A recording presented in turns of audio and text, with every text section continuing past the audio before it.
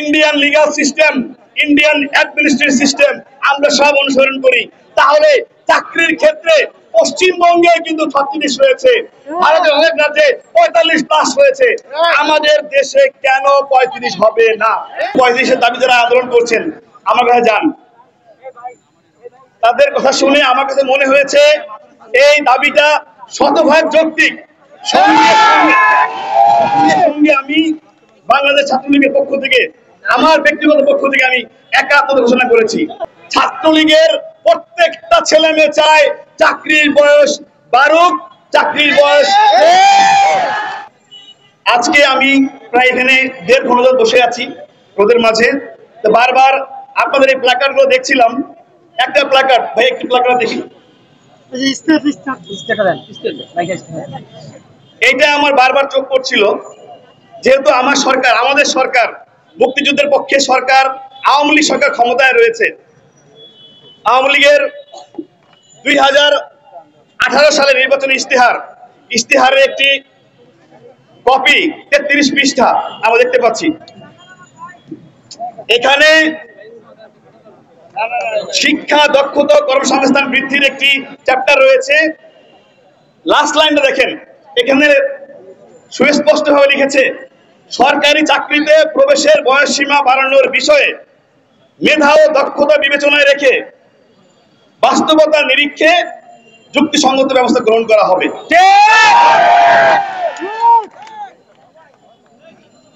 চাকরিতে প্রবেশের বয়সের বাড়ানোর বিষয়ে, পয়েন্ট টু বি নোটেড, বয়স বাড়ানোর বিষয়ে বলেছে। এর মানে কি? বয়স বাড়ানোর এই যুক্তিটা কি যৌক্তিক কিনা? এটা আওয়ামী লীগ সরকার স্বীকার করেছে কিনা? বলছে। তাহলে মেঘে মেঘে এত বেলা হয়ে গেল, এখনো দাবি বাস্তবায়ন হয় নাই কেন? আমাদের এক ভাই বললেন 2012 সাল থেকে আন্দোলন করছেন।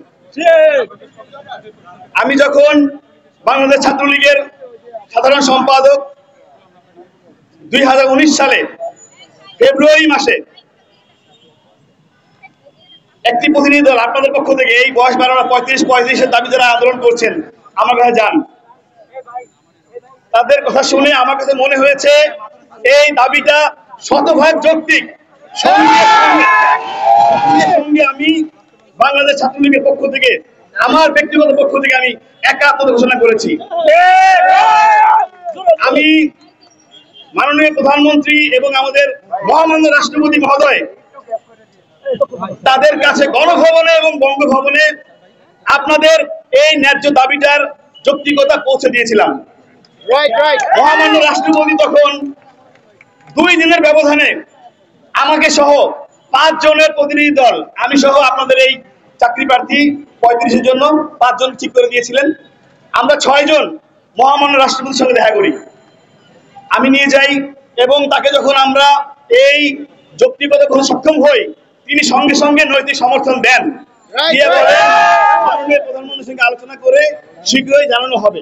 2019 সাল ফেব্রুয়ারি মাস, এর ঠিক 7 দিন পরে গণভবনে আমি যখন মাননীয় প্রধানমন্ত্রীর সামনে চাকরির বয়স বৃদ্ধির যৌক্তিকতা তুলে ধরি, সেই সময় নেত্রী জিজ্ঞেস করেন তোমরা ছাত্রলীগ কি চাও?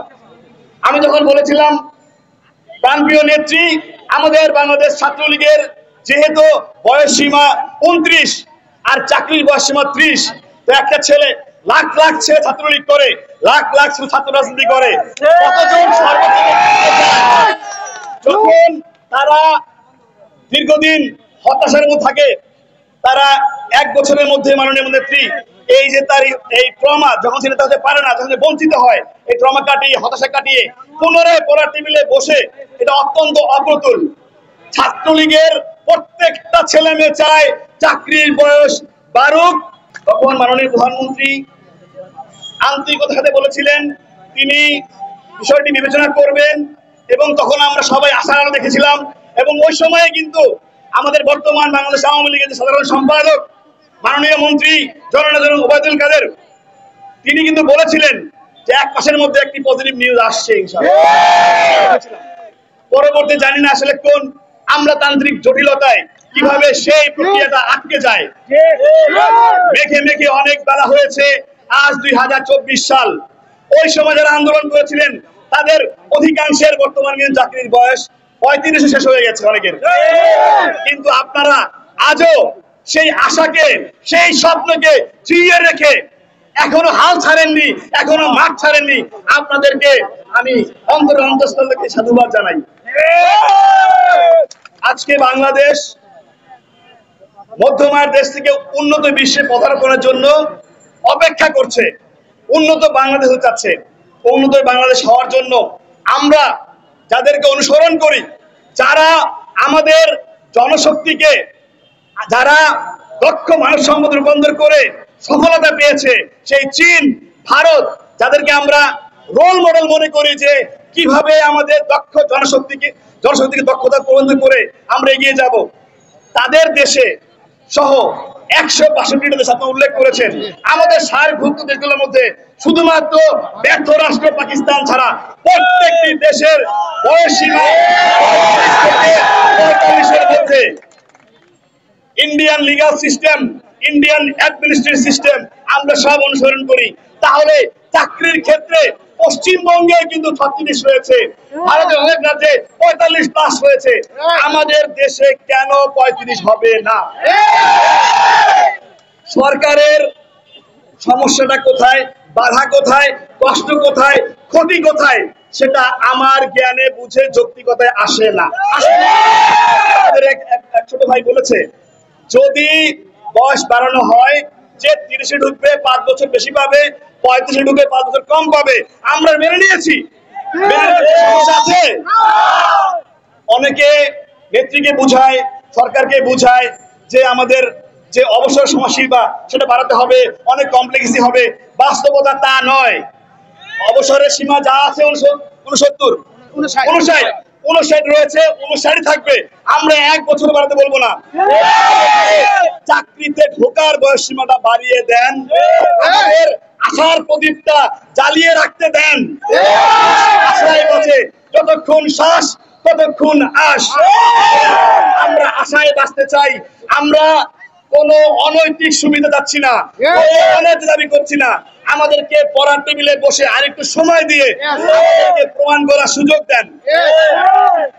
একটা কথা রয়েছে যে না কান্না নাকি মা দুধ দেয় না। আপনারা আন্দোলন করছেন, তবে আন্দোলনটাকে যেহেতু আপনারা ন্যায্য, আমাদের তন্ময় চৌধুরী ভাই বলেছে ইতিমধ্যে যে বঙ্গবন্ধুর একটি উক্তি, যদি কেউ ন্যায্য কথা বলে, সে যদি একজন হয়, আমরা তার পাশে আছি। আমি মনে করি, বিশ্বাস করি, যা কিছু সত্য, সুন্দর, সৃষ্টিশীল, ইতিবাচক, মানবিক, তার সঙ্গে রয়েছে বাংলাদেশ আওয়ামী লীগ, বাংলাদেশ ছাত্রলীগ এবং শক্তি। সুতরাং এই ন্যায্য যৌক্তিক দাবির পক্ষে অবশ্যই তারা আসবে এবং ইতিমধ্যে দেখেছে। আমি ধন্যবাদ জানাতে চাই চট্টগ্রামের বীর মহিউদ্দিনের সুযোগ্য সন্তান আমাদের মাননীয় শিক্ষামন্ত্রী ব্যারিস্টার নওফেল ভাই, তিনি ইতিমধ্যেই ইতিবাচক সাড়া দিয়েছেন, জিও লেটার দিয়েছেন এবং আমাদের আরেক শ্রদ্ধাভাজন অগ্রজ মাননীয় জনপ্রধানমন্ত্রী তিনিও ইতিবাচক সাড়া দিয়েছেন, বলেছেন তিনি আলোচনা করবেন। আজকে আমরা দীর্ঘদিন যাবৎ এই যে আপনাদের এই যে মানবিক মুখগুলো দেখছি, কষ্ট করে রোদের মধ্যে বসে আছেন, আপনাদের এই ন্যায্য দাবিকে আজকে গণদাবিতে পরিণত হয়েছে। মিডিয়াতে 80% জনসমর্থন, 35-এর পক্ষে আমরা দেখতে পাচ্ছি। এই ন্যায্য দাবিকে, গণদাবিকে মেনে নিয়ে আমি বলবো, মাননীয় শিক্ষামন্ত্রী, মাননীয় জনপ্রশাসন মন্ত্রী, আপনারা অতি সত্বর মাননীয় প্রধানমন্ত্রীকে যান, তাকে বুঝান ছাত্র সমাজ চায়, ছাত্র সমাজ চায়, ছাত্র সমাজ চায় 35।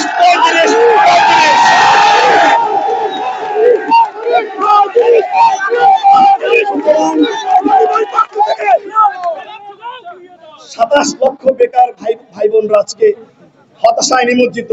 বাস্তবতা হচ্ছে প্রকৃত সংখ্যা আরো বেশি। সুতরাং আমি আপনাদেরকে আহ্বান জানাবো, আপনারা এই 27 লক্ষ ভাই বোন একযোগে অনলাইনে অফলাইনে এই দাবির যৌক্তিকতা তুলে ধরে সারা বাংলাদেশে একটা দীর্ঘ ঐক্যবোধ গড়ে তোলেন। আমাদের প্রত্যেকটি নেতাকর্মী, আমাদের মাননীয় মন্ত্রী মহোদয়গণ, সংসদগণ প্রত্যেকেই অনলাইনে অফলাইনে রয়েছে। তারা দেখেন আপনারা দেখেছেন অনেক জল ঘোলা হলেও সেই কোটা আন্দোলন মেনে নিয়েছে না? গণজাগরণ মঞ্চ আন্দোলন সফল হয়েছে না? সুতরাং আপনারা হতাশ হবেন না।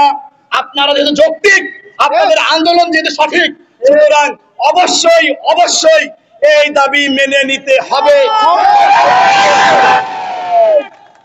আমরা আপনাদের পাশে আছি ইনশাআল্লাহ। যে কোনো নৈতিক এবং যৌক্তিক প্রয়োজনে আপনাদের প্রতি আহ্বান থাকবে, আপনারা হাল ছাড়বেন না, হতাশ হবেন না। আপনাদের এই দাবি মানতেই হবে, মানতেই হবে।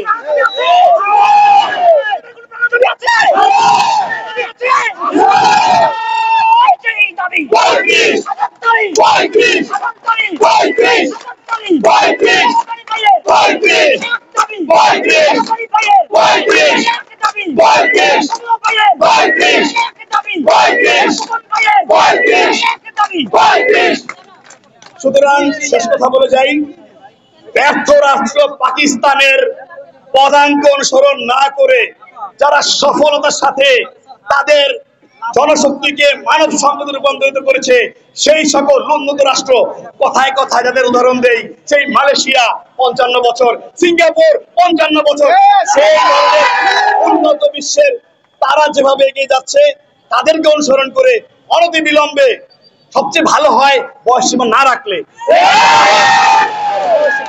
অবশ্যই 35-এর নিচে নয়।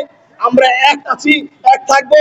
আপনারা মাঠে থাকুন, ইনশাআল্লাহ অতি শীঘ্রই এই দাবি মেনে নিবে, আপনাদের চূড়ান্ত বিজয় হবে। আবারও বয়সসীমা 35-এর পক্ষে জোরালো একটি আওয়াজ তুলে একসঙ্গে ইনশাআল্লাহ এগিয়ে যাবো। চাকরির বয়স 35, মেনে নাও নিতে হবে, মেনে নাও নিতে হবে। বয়সসীমা 35, মেনে নাও নিতে হবে। বয়সসীমা 35, মেনে নাও নিতে হবে। বয়সসীমা 35। সবাইকে ধন্যবাদ।